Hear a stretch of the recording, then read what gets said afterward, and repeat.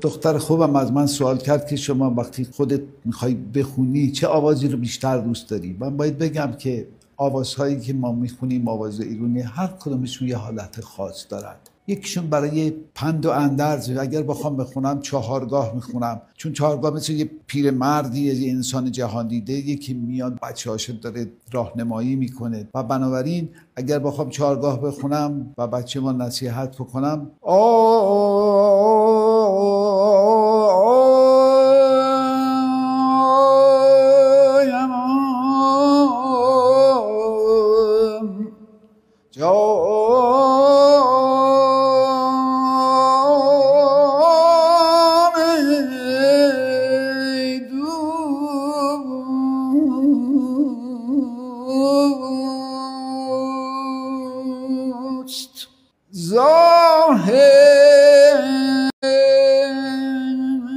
از کوچه رندان به سلامت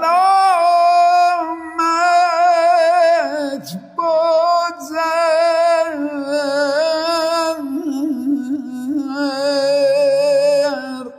تا خرابت نکند صحبت بدنامی چند.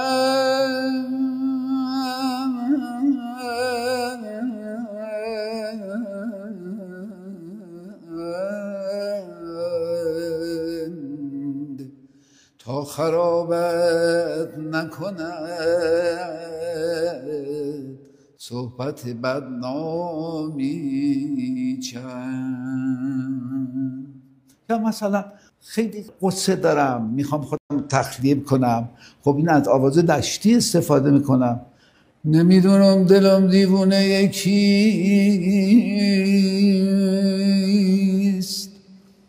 اسیر نرگس مستونه یکیست.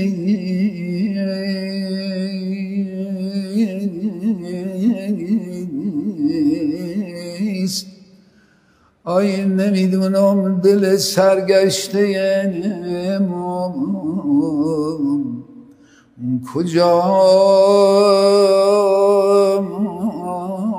میگردد در خونه کیست.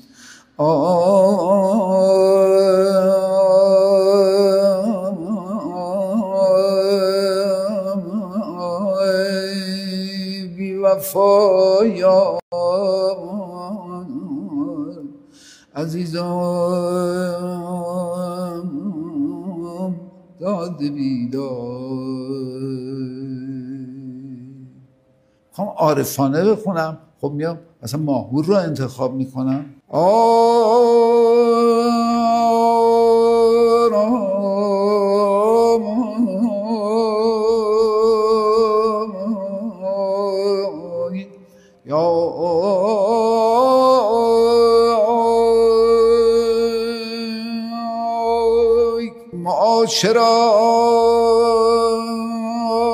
معاشران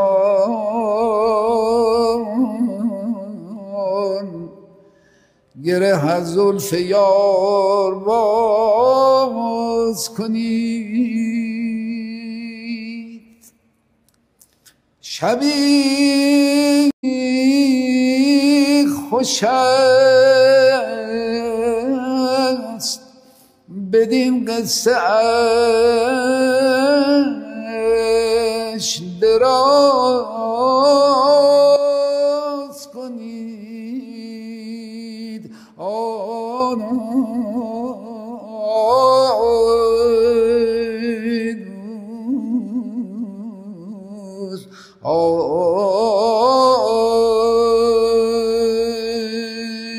دوست میخوام برم مثلا عیادت یه بیمار، خب میام توی افشاری آواز میخونم و یه گوشه مثلا داریم حتی به نام مسیحی یا مسیح، خیلی قشنگه. اتفاقا بسیار دلچسبه. یه تصنیفی هم خوندم، حالا برای اینکه آواز 2-3 تا خوندم من فکر کنم تصنیفش بخونم.